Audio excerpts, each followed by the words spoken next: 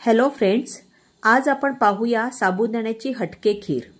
त्यासाठी आपण घेऊया 1 वाटी साबुदाणा, 2 चमचे तूप, पाऊण वाटी साखर, अर्धा लिटर दूध, तुमच्या आवडीचे ड्रायफ्रुट्स, 3 चमचे मिल्क पावडर आणि रोज कलर इसेन्स।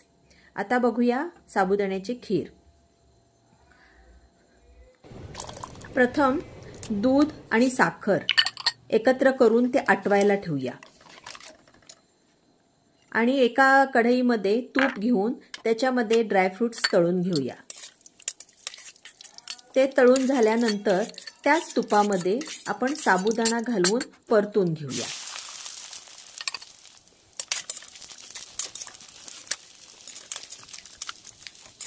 दोन 3 मिनिटे छान परतल्यानंतर त्याच्यामध्ये आपण आता 1 वाटी पाणी घालूया।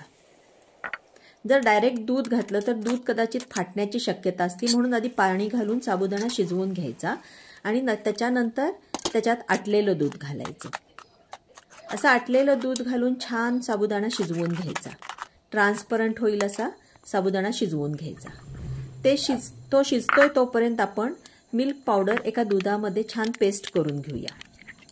अजिबात लम्स न राहता ही केलेली पेस्ट या ट्रान्सपरंट झालेल्या साबुदाण्यामध्ये घालूया आणि छान उकळी येऊ देऊया त्याला। त्याच्यानंतर त्याच्यामध्ये रोज कलर घालायचा। हा कलर पण थोडा बघत बघत घालायचा। छान रोमॅन्टिक पिंक कलर त्याला यायला हवा। असा छान पिंक कलर आल्यानंतर आपण त्याच्यामध्ये रोज इसेन्स घालूया आणि मग बनती आपली छान साबुदाण्याची खीर। त्याला छान ड्रायफ्रुट्स लावून सजवून घेऊया आणि मग यमी यमी यमी। थँक्यू।